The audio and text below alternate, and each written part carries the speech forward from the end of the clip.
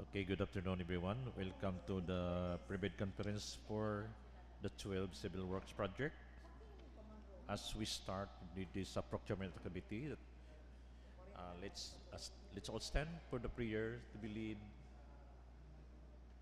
by Engineer Rojas.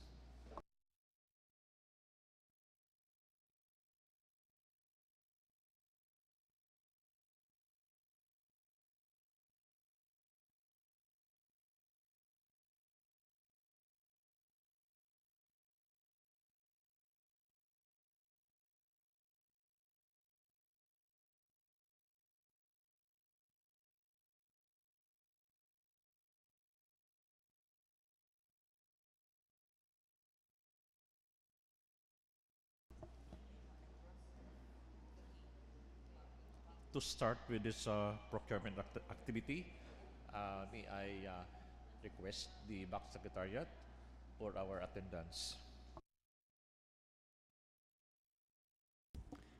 Good afternoon, everyone. Present for today's pre-bid conference are the following back members: Gideon C. Sacro, Present. Dennis E. Orice, Jose Roberto K. Rich, Claudine Jean M. Arnaiz, Ronaldo V. Quinazo, Maricor M. Carbonilla, and Maida B. Labulabo. For back TWG, Clarence M. Romo, Present. Aimee A. Pilare, Luzviminda A. Arnaiz, Joselito D. Altiveros III, and Roderick Rojas. Back Secretariat, Micah Marie C. Ramos, Josephine E. Javier, and yours truly, Lindale P. Saavedra. That's all. Thank you. Thank you, Dennis Abidras. Citing the said attendance, I hereby declare this conference quorum. So let me share to you what are the total infrastructure project that we are going to discuss relative to the eligibility requirements of the prospective bidders concerning the this infrastructure projects and the including the technical and financial components of the project to be bid, and also questions that may arise before and during the pre-bid conference. So let me start with the 24IL 0081 Convergence and Special Support Program, Rainwater Collector System, the First District of Southern Leyte, BAUGO Elementary School, RIZAL Multi-Grade School, SUMAYOD Multipurpose Building, BILIBOL Elementary School, MANTAHAN Multipurpose Building, CANYUOM Integrated School, NONOK Norte National High School, MAHAYAHAY Elementary School, San Isidro Multi-Grade School, and NONOK SOR Elementary School with ABC of 2,895,000 to be completed within 60 calendar days. The next is the construction of one unit, one-story, two-classroom school building in Tomas OPPUS Pilot School, Barangay Mantahan, MAASIN City, Southern Leyte, Barangay Mantahan, with an approved budget for the contract of 4,975,000 pesos only to be completed within 200 calendar days.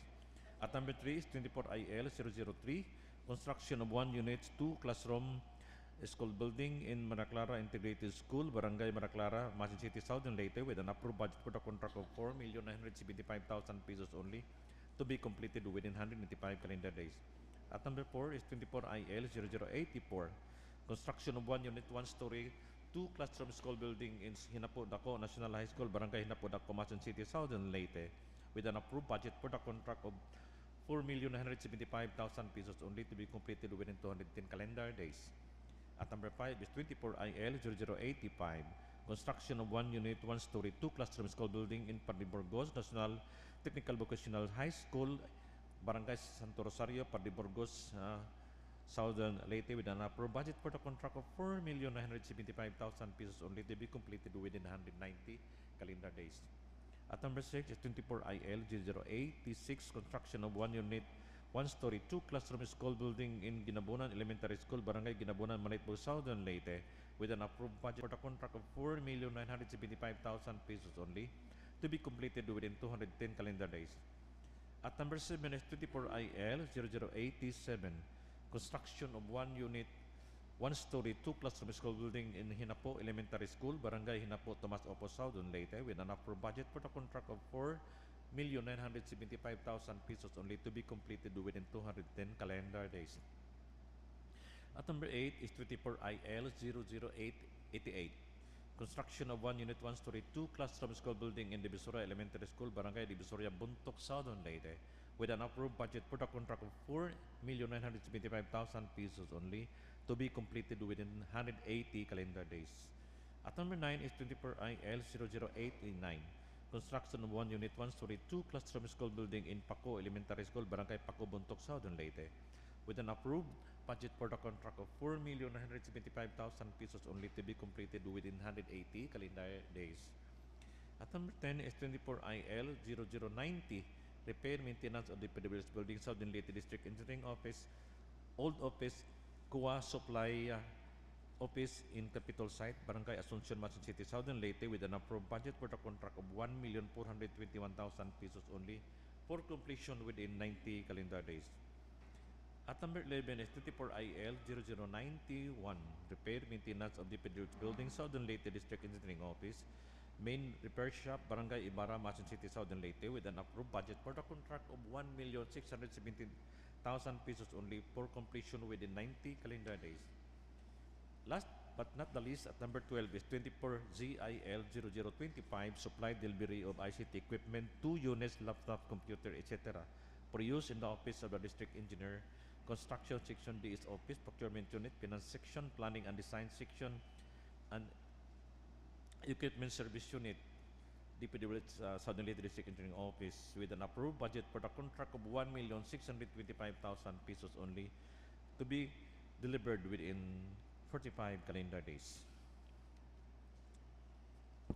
So those are the 12 infrastructure projects that we are going to discuss relative to the contractor's eligibility requirements, including the technical and financial components of the project to be bid, such as this one, and the questions raised before and during the pre-bid conference.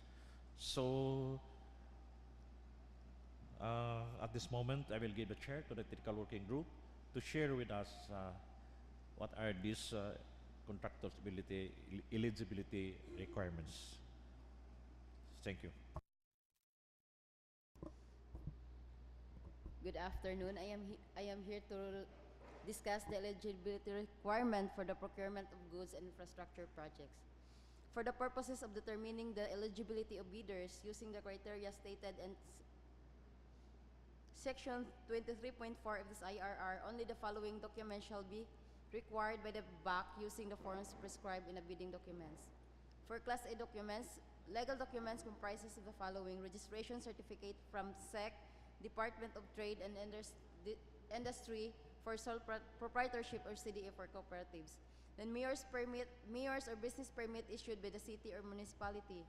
Then tax clearance per EO 3980 of 2005 as final reviewed and approved by the Bureau of Internal Revenue. Then for technical documents, statement of the prospective bidder of all its ongoing government and private contracts, including contracts awarded but not yet started, if any, whether similar or not similar in nature and complexity of the contract to be bid.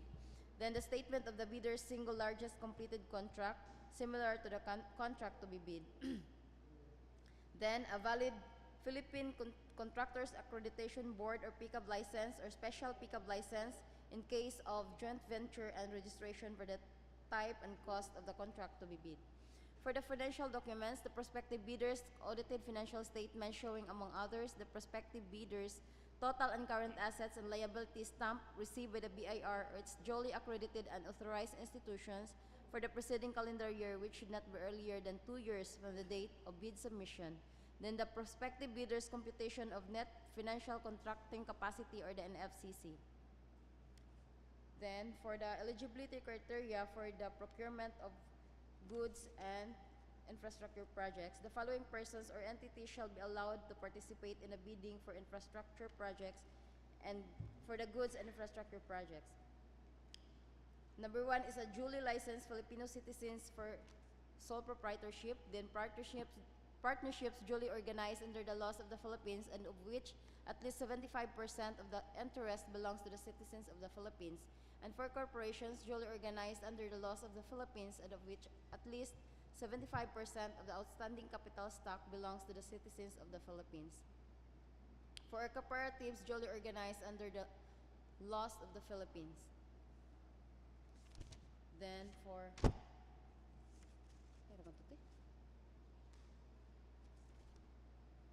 the objective and process of post-qualification, within 5 calendar days from the receipt of the bidder of the notice from the BAC that the bidder has the lowest calculated bid or the highest rated bid, the bidder shall submit to the BAC its latest income and business tax returns and other appropriate licenses and permits required by law and stated in the bidding documents. Failure to submit any of the post-qualification requirements on time or any findings against the veracity thereof shall disqualify the bidder for award, provided that in the event that a finding against the veracity of any of the documents submitted is made, it shall cause the forfeiture of the bid security in accordance with Section 69 of this IRR.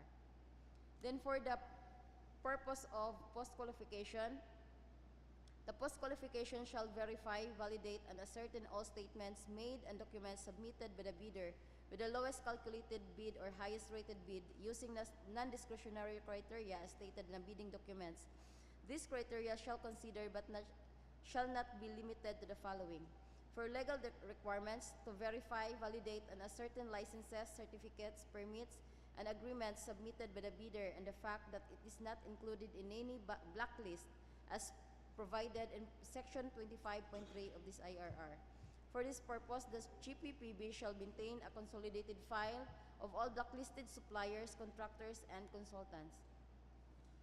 For technical requirements, to determine the compliance of the goods and infrastructure projects offered with the requirements specified in the bidding documents included where applicable. Verification and validation of the bidder's stated competence and experience, and the competence and experience of the bidder's key personnel to be assigned in project for the procurement of infrastructure projects. Then the verification and availability and commitment and or inspection and testing of the required capacities and operating conditions of equipment units to be owned or leased under the purchase of the bidder for use in a contract under bidding, as well as checking the performance of the bidder in its ongoing government and private contracts if any of these ongoing shows negative slippage of at least 15% in any one project or negative slippage of at least 10% in each of 2 or more contracts. Failure of the contractor to commence repair works on ongoing contracts within 7 calendar days and to complete them within 30 calendar days after receipt of the procuring entity's notice of defects and deficiencies. Then failure of the contractor to commence repair works on contracts with pending certificates of acceptance within 30 calendar days and complete them within 90 days after receipt of the procuring entity's notice of defects and failures, or the substandard quality of work as per contract plans and specifications, or unsatisfactory performance of the contractor's obligation as per contract term and conditions at the time of inspection. If the BAC verifies any of these deficiencies to be due to the contractor's fault or negligence, that agency shall disqualify the contractor from the award for the procurement of infrastructure project. For financial requirements, to verify, validate, and ascertain the bid price proposal of the bidder and, whenever applicable, the required committed line of credit in the amount specified and over the period stipulated in the bidding documents, or the bidder's NFCC to ensure that the bidder can sustain the operating cash flow of the transaction. That's all, Mr. Chair.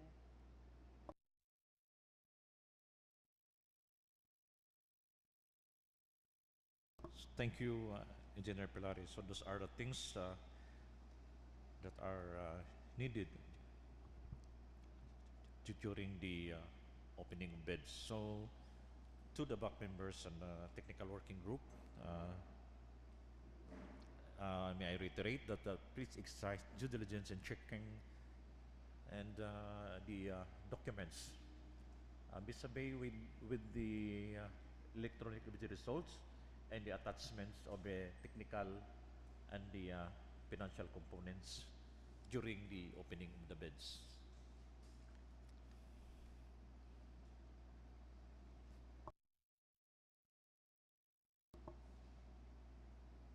So, any more questions, issues, and concern?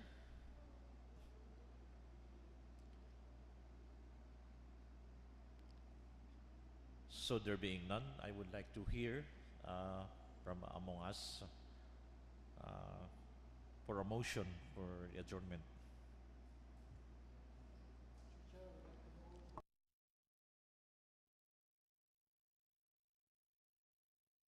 So, since there are no more issues and concerns relative to today's private conference, this has been moved for adjournment and duly seconded.